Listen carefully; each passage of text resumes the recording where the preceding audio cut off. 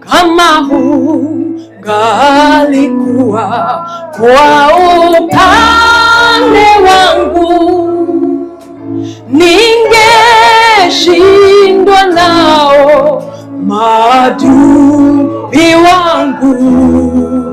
Kama hungalikuwa ukinena nami, yote hutendeka, nipate wema wako zaidi ya mambo yote.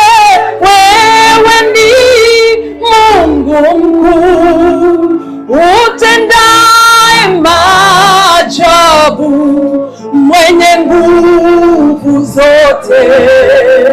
Ndiposa moyo wangu umejaa furaha, kwani mimi najua umtetezi.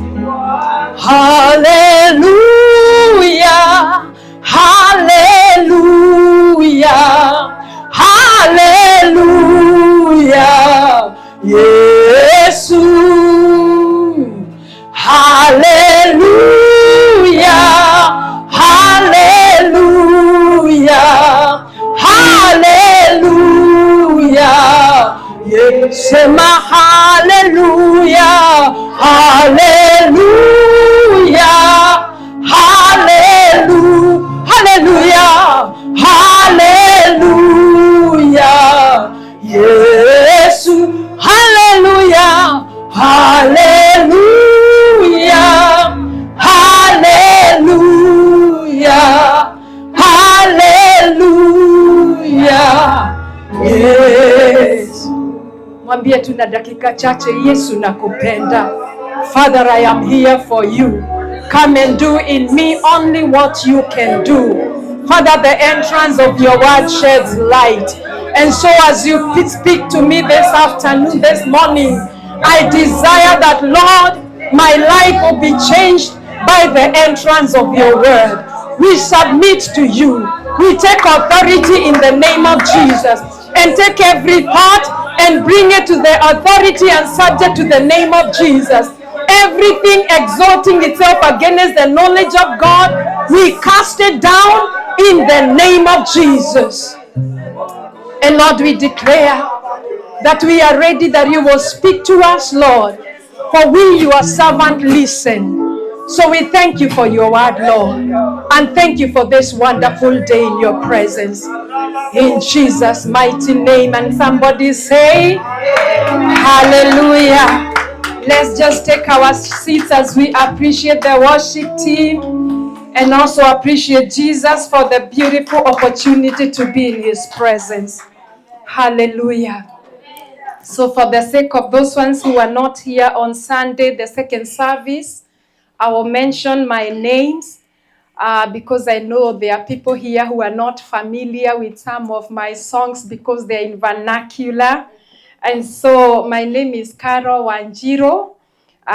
Some people back in Kenya may be here also have christened me Munduiriri. Amen. But this Munduiriri is that song we started with. It is called Mtetezi wangu, means Munduiriri, the one who fights my battle for me, my defender. And so I am so honored to be here again in the first service. And even in this first service, I will enjoy myself as I share the word. Hallelujah. So I just want us to go to the Word of God. And if I was to give this message a theme, I noticed that we are in a season of warfare. And I loved the theme of this week. So I'm just going to go with it. It is warfare through worship. Praise the Lord. And so I just want us to learn a couple of things that are in the book of John chapter 4. And we'll begin from verse 6 because we are doing so in the interest of time. But I would encourage you in your own free time. I know you have read this story, but maybe you can just go through it again. From verse 6, it says, "Now Jacob's well was there. Jesus, therefore, being wearied from his journey, sat thus by the well. It was about the 6th hour. A woman of Samaria came to draw water. Jesus said to her, 'Give me a drink.' His disciples had gone away into the city to buy food. Then the woman of Samaria said to him, 'How is it that you, being a Jew, ask a drink from me, a Samaritan woman? For Jews have no dealings with Samaritans.'" Verse 10, Jesus answered and said to her, "If you knew the gift of God and who it is who says to you, 'Give me a drink,' you would have asked him and he would have given you living water." Verse 11, and maybe that is where the other account, I will just mention it as we go on. The woman said to him, "Sir, you have nothing to draw with, and the well is deep. Where do you get this living water?" Father, we want to thank you because of your word. Even as you speak to us this morning, we thank you because we are made whole by the words that you speak to us. So this is an account that we are familiar with. And you know, Jesus was going through Samaria. The Bible says his intention had not been to actually remain in Samaria. But something transpired that changed his direction, or even the purpose of where he was going. The Bible says that he sat at the well that had been dug by Jacob, and he sent his disciples to go in the city to get food. So it must have been during midday, when they required, and maybe they are wearied from their journey, the Bible says. And when he sat on the well, the Bible says a woman of Samaria came. And when this woman came, Jesus began a conversation. I am tempted to believe that the reason Jesus sent his disciples to get food was so that he could isolate this woman alone. Because this woman came alone. There is a way when God wants to deal with us. When God wants to, even when God is giving you an assignment, these assignments begin with an isolation relationship between you and God. Sometimes God will isolate you, even from friends you prefer. Why? Because you have a serious assignment. Yes. The other day, I was beginning to ask God, how is it, Father, you have certain friends have just, I don't know why, and some are good believers. It is just because of the assignment. I don't get to see them. I don't get to stay around them. It is like God has removed me from the familiar. Am I talking to somebody who knows? And sometimes when God isolates you for purpose, sometimes you will be misunderstood. You know, they say in the absence of information, people speculate. They will speculate. They will even decide why you have been, God has isolated you. But it is maybe because God wants to teach you prayer. It is maybe because, and then God will begin to bring the things and the people that you require for your assignment. Some people are in your life not because they desired or even because they wanted. God has brought them. And some of the people God has brought our way are not some that we would prefer. That is why I have said in my life, my friends don't have to have a certain class. We have believers who will only accommodate people of their class. So when God sends you somebody who does not qualify by your standards, you don't hear God. But I have said, God, I want to understand when you bring people, there are people God has brought in my life and they have changed my life. I'll give you an account I think that was almost like 12 years ago. This is somebody I met one day. They invited me when the song Munduiriri was very new to go to bury their mother. And I went just like I would go to any other place. I didn't know that God was bringing this person in my life to teach me prayer. This person, I never met him again. But this person got my number. And he has worked with me. I am telling you, God's people, if they are good preachers, I have gotten to know. I have gotten to know through him. People who talk about prayer. And he kept telling me on WhatsApp, he would say, Carol, you must not settle for just the little. You must want to go into the ministry of angels. And I'm a small Presbyterian girl. I'm thinking, kwani angels exist? Do they visit people? I thought they visit. He began to remove me from my comfort and my routines. Praise God. And he began to tell me, Carol, there are realms in the spirit you must venture into. I have never seen him for 12 years. But anytime, one time I remember he sent me a video by this man of God called Michael Oropo. I'm talking about like 6 years ago or maybe 5. That's the first time I saw it. And my life changed. I followed that. My life changed. Praise the Lord. This guy would never let me go. God's people, they are people God has positioned. They are angels in your life. They have been assigned you to lift. Have God assigned you for somebody? I think last year, 2023, the Lord began to put in my heart to do a live recording of the song Munduiriri. If you go on YouTube, you see the live recordings. I did that one and others. And God brought to me a group of people. I prayed. I said, God, give me a Christian band.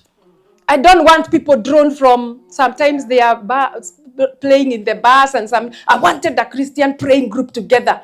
And God gave me one. They're called the Singers Band. Wonderful team. And then God gave me a beautiful team of beautiful, wonderful worshipers drawn from different worship teams in churches. And I didn't know that some of them, God was giving me to walk a journey with them. That's how it began. I thought it's just a recording. We have walked a journey. And God wanted me to impact their lives. So sometimes God has called you for somebody. And you didn't know, it came like an accident. But God has assigned you for somebody, just like he has assigned somebody for you. Amen. Praise God. Amen. And I pray that God will give us the insight to go beyond the norm. The clusters, the spiritualism. I love people who dress like this. Those things don't matter. Where I come from, as a young girl, a Presbyterian young girl, I would go to fetch water to the river. Praise God, those who come from the village like me. Yes. Amen. So I'd go to fetch water. And because I didn't want to fetch water when the sun is out, I'll go very early in the morning at 6. And it is like a 15-minute walk and back. But I would pass through a widow's house. A small widow who didn't have much. I would pass round one, she's praying. I would go up, she's praying. Until I'm done, I'm thinking, who is this woman who prays like this? I wanted to know her. If she ever found me in the shop buying, I would give way. So I just listen how she talks. I learned prayer through her. The other day I found her in my mom's house and she wants to celebrate my singing. I say, Mama Philip, you are the one who taught me prayer. She did not know what we do for God. Somebody else is watching. And those are one of the things we fight warfare in worship. That is the highest form of worship. Praise the Lord. So Jesus isolated this woman because she had an assignment in Samaria. And when Jesus saw her, he began the conversation. Do you know that God begins a conversation with us? Every time God wants to take you to the next level, he will begin a conversation. Sometimes it will be a conversation that turns our eyes inward. On Sunday we said, if your prayer does not change you, it is not prayer. Because the first person our prayer lives should change, it is us. There is no way you can walk into the Holy of Holies, but lie prostrate before the Father, love him the way we do, and then be able to hate again. My husband the other day, I have many stories.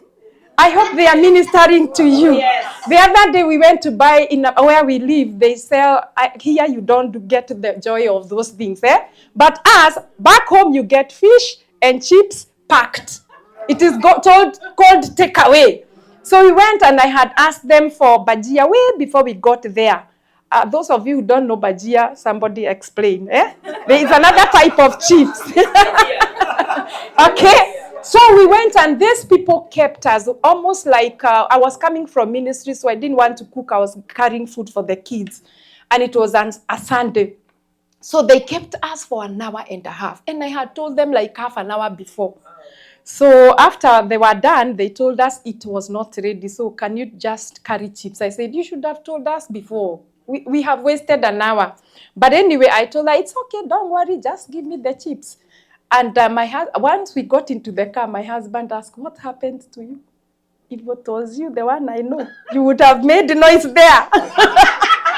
I told him it is a life of prayer. There is a way when you venture into God.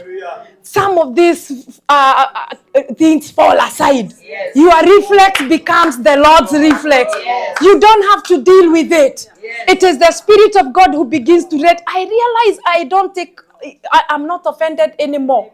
It is not a sheer will of the flesh. It is the Lord who's done it. I don't have it. Even if the other thing that God has taught me in prayer, it is that even as you continue to venture in God, then you realize that you don't even want accolades. I don't preach for people to clap. I don't sing for people to clap. Those are things that the Lord begins to shape as we continue to venture. Praise the Lord. And so, this woman was isolated because God, our prayer lives must change us. Then they must begin to change the others. They will change our family members and those that we raise in prayer before God. And so when she saw this young Jew talking to her, she remembered the traditions. She said, oh, how come you don't know, you Jew, that we don't have dealings with Samaritans? In other words, sometimes when God comes to us and he wants us to engage in the realms of the Spirit, the realms of the Spirit have no room for traditions. So God was telling this woman, there is no room for the traditions of Jews and Samaritans. Do you know why Jews and Samaritans did not engage? Because when Jews went to Babylon, these ones that are the 10 tribes of Israel had been taken captivity by the Assyrians many years before that. And so now the Lord brings the Jews back. The 10 tribes didn't seem to come back. So what happened? The Assyrians put into the cities of the 10 tribes other people, Mesopotamians, Assyrians, to replace their homes. So they lived there for so long. But also, with war, not everybody is carried. So some Jews also remained and intermarried with those ones. So when the Jews from Babylon came back, they never considered these ones to be real Jews because they were half-bred. They were not real Jews 100%. And these ones from Babylon, in fact, one time, God spoke to Ezra, the priest, that they were supposed to set aside even their wives that they had carried. Any wife that was not a Jew. So they were real blood Jews. They felt superior. Have you been to a place where you felt your salvation was inferior? You felt like you are being judged for not measuring up, not to the standards of God, the standards of men. It is not the standards of God you don't measure up. You love the Lord. You are doing what God, you are working out your salvation with fear and trembling, but you don't measure up by somebody else's standard. This is what happened to this Samaritan woman. But even if she did not measure up to the Jews of her time, God had marked her up. I've come to tell somebody in this place, God has marked you up. Amen. You have an assignment that is so high. Amen. You cannot consider the traditions of men. When the traditions of men will not take you anywhere. Maybe they will open other doors. They will open. We must stop this thing of wanting to please men. We cannot navigate the spiritual journey by pleasing men. They will, Jesus went to the wedding at Cana of Galilee, and they told him, how is it? They told the master of ceremony, the owner of the wedding, how come you have given us good wine and the best wine later? Because that was not the way of men. They said the way of men is the good wine and then bad later. That is how it will do. Praise God. They will love you when they don't know you. Wait until they get familiar with you. There is a spirit of familiarity. Then they will begin to despise what God has put in you. Just because they realize you eat like them. They will realize that you talk. As long as they don't know you from a distance, they will regard you highly. That is the way of men. Praise the Lord. But the way of the Lord is what this MC of the event said. The Lord gave them good wine, the best later. The best is yet to come for you, saints of God. As long as God is not done with us, the best is yet to come. Praise the Lord. And so this is what Jesus is telling the Samaritan woman. Do not operate by the standards of men. That is what it says in Romans chapter 12 verse 1 and 2. That I beseech you, brethren, by the mercies of God, present your bodies to God as living sacrifice. And then the next thing he says, do not conform. You cannot be able to give yourself as a living sacrifice in conformity. And conformity is not only sin. Sometimes it is the patterns of people. The things they consider right. And it is not what God is speaking in your heart. Praise the Lord. Hallelujah. So this woman tells the Lord. And the Lord says, if you knew the gift of God, these traditions, if you knew what I am calling you for, if you knew what I want to unfold for you, you would not consider these traditions because I am the source of more. Yes. He says, if you knew the gift of God and he who is that is asking you for a drink, you would ask him for water and he would give you living waters. What Jesus was telling the Samaritan woman is that I am the source of more. With the Lord, we are enough. The Bible says in the book of Corinthians, 2 Corinthians, I believe, it says, chapter 10, verse 3, it says that the weapons of our warfare are not carnal, that they are mighty through God to the pulling down of strongholds, casting down imaginations and any high thing. The weapons that God has given at our disposal to fight the good fight of faith, to wage spiritual warfare, they cannot be exercised in conformity. Hallelujah. Asking who will be happy when you don't pray in tongues. There are people who will be offended when you pray in tongues.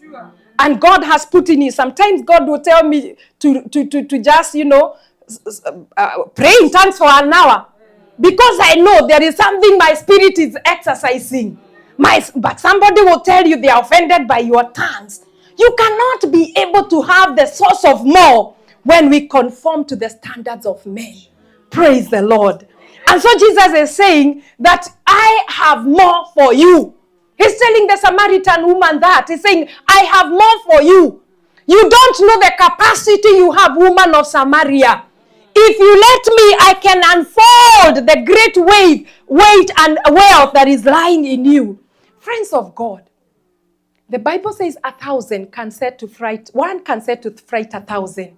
Can you see the capacity of the least in the kingdom of God? Why then would we just allow the enemy to limit us? We are not limited because we carry the source of more. And the source of more in our lives is the Holy Spirit. The work of the Holy Spirit is to unfold mysteries. Before you know the many-sided wisdom of God, before you know this side of God, he unfolds another one. Praise the Lord. Hallelujah. And so Jesus is telling this woman, I have an enabler for you. That the assignment I have brought for you, there is somebody that is a source of more in you. In the book of Romans chapter 8, the Bible says that the sons of God, that we who are the sons of God, that we are able to do. You know, when you're a son of God, you carry everything. That is what it says, that we do not know even how to pray as we ought to pray. But by the help of the Spirit of God, then he helps us to pray with dimensions of prayer that we do not know about. He says that he quickens our mortal body. He enables us. And that is what Jesus is saying, that I will give you an enabler. And he's speaking to us this morning, that within us we have somebody who will enable us to do that which God has assigned us to do. Some of us, God has called us to great assignments, great callings. And we are afraid, as it would be by human standards. Sometimes God has told me to do something and I'm thinking, hey, you Lord, and you should tell so and so, you know, because you think those people are more bolder and more courageous. But do you know that God is the one that qualifies us? Your qualifications come from heaven. That is the one who knows what he has put in you. And that is why God has given you that assignment. Whether it is where we work, whether it is within the family, whether you don't look at them with saying, "Guy, you make it go." Don't look at it by those standards. Praise the Lord. It is the Lord that will enable you. I prayed for my brothers for years. I shared that testimony here on Sunday. I would look at them when we go to the prayer center and they are crumbling with words. They just, I say, pray as you can. And those guys would pray without being born again because I was targeting salvation. And I would look at them and wonder, hey, some of them would come to the prayer center drunk. And then they would go to the reception. And those people know me. That prayer center, they are my friends. And my brother is the one, you know, this Ulevi thing does not know protocols. Yes. So the guy is going there and the drunkards at home, I don't know what they do to the beer and nyumbani. It stinks. Yes. So I know they would wonder what is, but I knew I was there prophetically. Yes. I was targeting their souls. Yes. So some of the things that God has told you to do, they might look like you cannot do it, but the Spirit of God is your enabler. Go back to the enabler. When it becomes tough, go back to the enabler. Because if you knew who is asking you for a drink, you would ask him and he would give you living waters. He will enable you to have those attitudes you didn't think you could have. You know me, I know why my husband was asking me that. Because I am not that one. Because he knows that I can fight my way. But imagine what God has done. The Holy Spirit is our enabler. And then she looks at Jesus and says, okay, you say you can give me. But now again, you don't have something. You have nothing to draw water with. How will you be able to get water? Even if you're saying you can give me. Sometimes God has sent us to undertake under the mandate of God to do things for God. But we look at the limitations. We look at the people God wants us. Even sometimes the people God has set us to sit under. Praise the Lord, Bishop. And then you look at his limitation. You're saying, oh, God, I cannot. If you knew the gift of God. Sometimes those limitations are the greatest tools that God is using. And so this woman did not understand that this was the Messiah. I love the article of Elijah and Elisha. In the book of, I believe that is 1 Kings. Elijah knows he's going to heaven. And so Elijah wants to go to heaven without telling Elisha. Then he tells him, remain here as I go on. But God had already told Elisha that this man is leaving. And he knew what he wanted. So he said, as the Lord lives, I am not leaving. So he followed him until this guy said, what do you want? Say what he said, I want a double portion. Yeah. Sometimes you will sit under a man of God who has his own limitations, who is gifted in his own way. And sometimes the enemy would want you to be familiar. But because you know what you want, you know the grace in that man of God.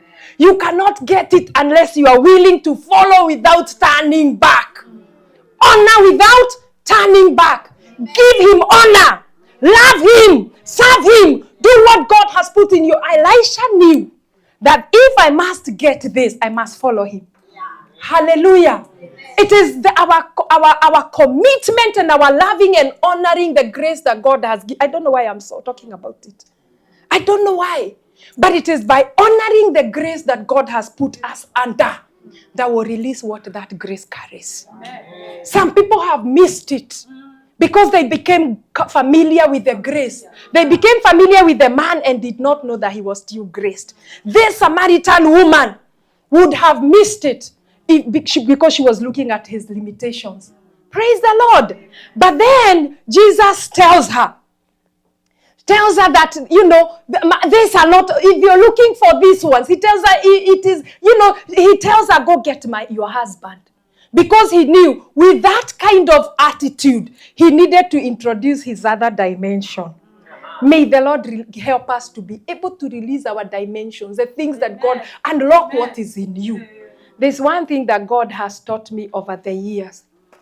This ministry has and I know you know that, the music ministry is a ministry, and I think also the preaching ministry, the altar ministry, let me call it that way. It puts you in a pedestal. And sometimes you will be judged. Sometimes with wrong information that you cannot go telling everybody that is not true. But what God has taught me over the years is to constantly allow the Holy Spirit to release the dimensions that are in me.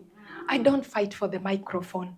I have been to places where I have, because of stereotypes, saying people who sing Kikuyu can never be born again. The people who sing Kikuyu are not serious. So, I mean, stereotype. And I have been denying an opportunity to sing. I have been to places where people have said, I don't want this kind of singing. And I don't fight for a microphone. I don't need to sing. I don't need to showcase anything. I only need God to give me an opportunity. Every time I come to the US, one thing I tell the Lord, open only doors that I need to enter through. I don't care whether the congregation is 100 people or 2 people. And I will preach as if I'm preaching to 1,000. I only want the doors that the Lord has opened. The ones that are closed, I don't push. Praise the Lord. Because I have realized what God has put in me, I don't need to fight for it. God will release it. He will cause it to manifest in his due. I only need to be faithful. I only need to stand in my place. And so that is what Jesus did with this woman. He released his other dimension. He said, go get your husband. Now that was a prophetic dimension, right? Then she realized this one is not a normal. I was limiting this man, but I think he's a prophet. So she began to tell him, you are a prophet. I see you are a prophet. Then she becomes very spiritual. Have you been to people who judged you? They judged you. They decided you carry nothing. And then the moment God begins to work in your life, they become spiritual. They come into your dimensions. Praise the Lord. Amen. And that is why even your accusers, nobody has called you to repeat or to report to your accusers. Continue to contradict by your lifestyle. Live right. Walk right. Talk right. Operate in your dimension of calling. It will contradict everything. Praise the Lord. Amen. And so when this woman saw it, she became very spiritual. She said, even our fathers, they say, you Jews, you say that we should worship in Jerusalem, but us we worship in the mountain. She became those stories. She became a worshiper. Praise God. God bless you, Pastor Maggie. Yes, there are people who conform. So she conformed to him. And she said, but she began to also postpone the day of change. Sometimes when God confronts us, sometimes we want to procrastinate. So she started saying, when the Messiah comes, that one, when he will tell us all things. I know you are telling us in half. Then Jesus says, I am he. And it does not matter where you worship. It is the posture of your worship that counts before the Lord. Praise the Lord. That God is everywhere. Have you been to places where they hear, you went to gospel outreach. Those ones are not serious like us. Gospel, those ones are too few. But the war is not to the swift. The race is not to the swift. So God is speaking to us this morning that it does not matter where you are. It is the posture of worship, the posture of our hearts before the Lord. I grew up a Presbyterian, but what God taught me from a very early age is to interact with people of all kinds of walks. I partnered with Kenya Students Christian Fellowship. At one time, I was with Faith Evangelistic as a youth. I did all. I went everywhere because I knew my growth and my ministry growth depends on it. My faith depends on how I interact with the people of God. I don't have a problem with people of God. It doesn't matter who they are. I only want to be with people who are like-minded. People who love God the way I love God. Praise the Lord. And so as I come to finish, the Lord tells her that it is how your heart is. May the Lord help us. Because God wants to elevate our way of worship by the posture of our worship. And the first posture of our worship is our attitude to God and to the things God is saying about us. They might sound too great for you, but it is what God is saying to you. Praise the Lord. And so when she began like this, Jesus said to her that a time is coming and now is. It is here with us. And I will rephrase it and say revival is coming and now is here. There is a revival, people of God. It is here with us, the revival of prayer, the revival of seeking after God. Yes. People, young people are going into the places of prayer and can't leave. They bend their knee and can't wake up. It does not matter. They don't look at the hours.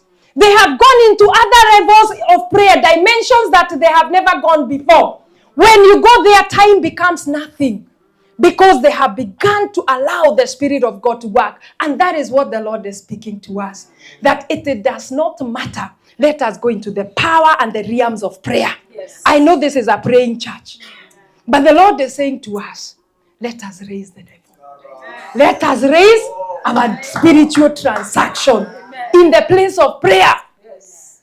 The other day I found myself in my hour. Sometimes the Lord will just give me certain hours, and I don't. The Spirit of God began to make me pray very dangerous prayers. Dangerous prayers. I said, God, what is this that made Paul be allowed to hear things, go to the third heaven, to hear things that are not supposed to be heard by men? Why did God permit it? And the Bible says they were not supposed to be heard. What is this that Philip saw? That then the Spirit of God carries him to speak to one man. And then the Spirit of God carries him away. What is this Stephen saw?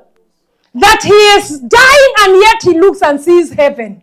What is this they stumbled on, God's people? What is this that this man called David, who lived in the Old Testament, yet was able to sacrifice before God, and God did not reject him the way he rejected Saul? What is this they saw? I began to tell God, I want those things. I want it, Lord. I want to venture into levels that, God, are available for me. And the Lord is speaking to us that our desire will unlock the more in God. Praise God. That there is nothing that is limited in God. If we desire it, we will have it. Because it is for the enlargement of the kingdom of God. Praise the Lord. And Lord, I just pray that somebody's heart will be stirred up because you have a great assignment. When this woman of Samaria began to understand that God is looking for worship that is not normal. People who overturn this world, God is waiting for us. We are the ones that are going to overturn the world. Some of us, the nations we will pray for, we will never go there. But people will be saved because you prayed.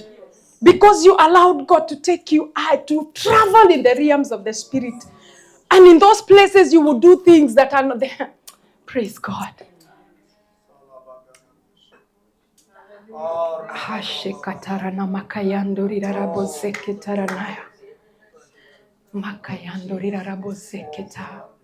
In the name of Jesus. I don't know who God is speaking to today, but I feel like I just want to allow you to just pray. Tell God, Lord, unlock the match in me. Unlock the match in me, Lord. Unlock the match that is available for me. Like this woman of Samaria. The woman of Samaria became the gate of Samaria. Can you imagine?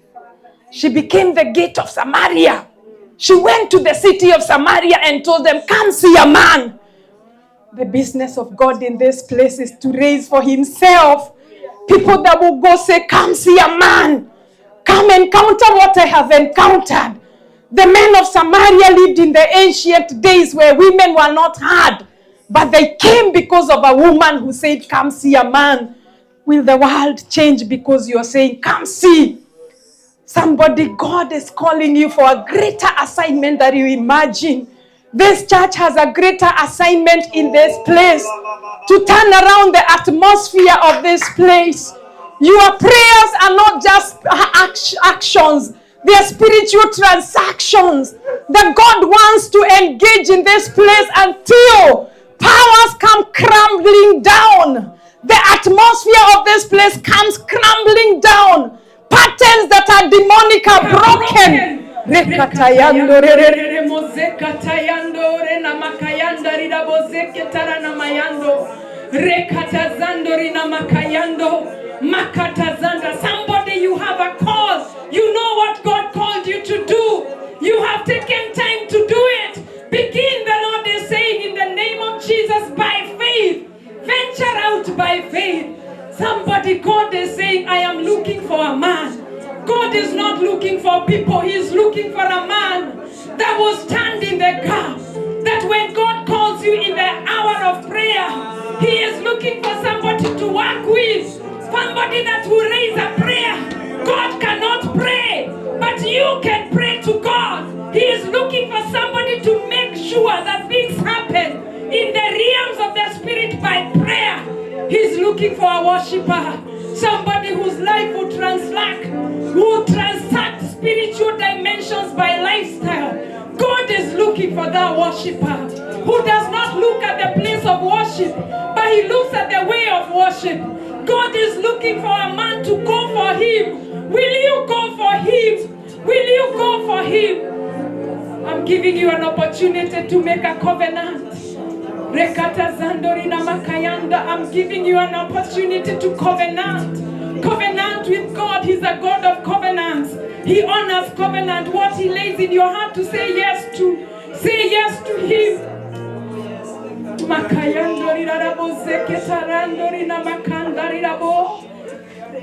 The Holy Spirit is working. Just let him work. Let him. The other day, as I was praying, the Holy Spirit just begins to tell me to never go somewhere and ask for anything. Even if they ask, how much do you sing us do? And it was hard. I said, Lord, I will do it. He's asking you to venture by faith. But tell him, Lord, I trust you enough to let you have your way in my life. And like this woman of Samaria, there are walls that will come down because you went. Their walls will come down because you've had a conversation with the Lord. Their walls will come down because you have transacted in prayer. In the name of Jesus. Just say, I say yes. Yes, Lord. I say yes. I say yes. Yes, Lord. Tunaweza simama. I say yes, Lord. I say yes, Lord. I say yes, Lord. Are you blessed? Are you blessed? Are you blessed? You know what the Bible says? Those who feared the Lord, when they spoke together, God heard them and he recorded in a book. Bwana sifiwe sana. What was spoken here, it was recorded in a book. And we are going to exercise something else that will also be recorded in the book. And it it will be acted upon by the heavens. We are going to raise our heads towards our preacher today. Can you raise your both hands? Speak a word of. Just speak a word to our preacher. Father, we give you praise because of our preacher this morning. We want to pray for your divine intervention. We pray, dear Lord, that your will be done in her life. Now, in the name of Jesus.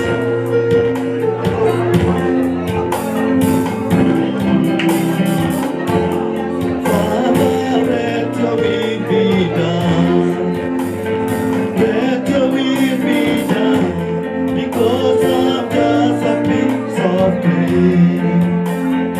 And you are the God. Pray that the will of God be done in the life of our preacher tonight. Father, we pray that your will be done upon her life now in the name of Jesus. Declare the will of God upon her life.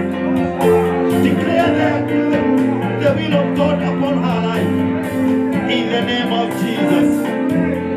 Declare the will of God upon her life today in the name of Jesus. Yes. Amen. Amen. Amen. We are going to say something.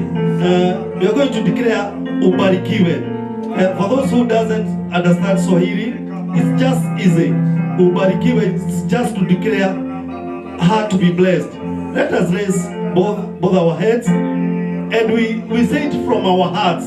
Say as if you mean it. Ubarikiwe.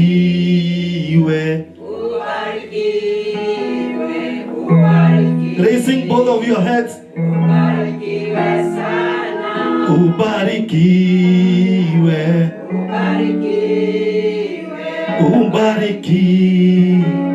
Ubarikiwe sana. Yes, we can have our seats. As I invite praise and worship here, praise and worship, we are going to give our offerings. And let me be very honest. Oh, choir, sorry, choir. Let me be very honest. Carol, I have not had enough of you. Last Sunday and today. Have you gotten enough of Carol? Bishop, talk with her. No, she'll be in the second service. Oh, today. Yeah. And even the whole of this month. You have not gotten enough of her. Okay, praise and worship, you can come. The choir, sorry. And we are going to give our offerings, our tithes and offerings. We can put the Zelle number on our screen. So, praise and choir, you can take over. Choir, take over.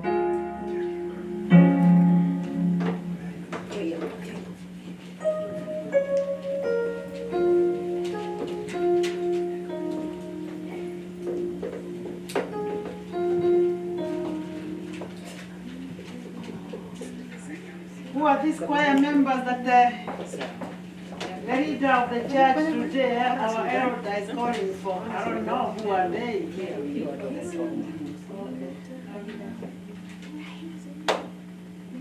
I'm waiting for you here. I'm waiting for you here. And as they are coming, you are slow. You are very slow. Choir members, you are very slow.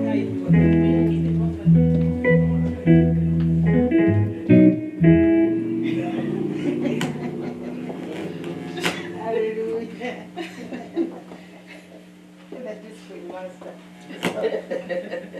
Hallelujah.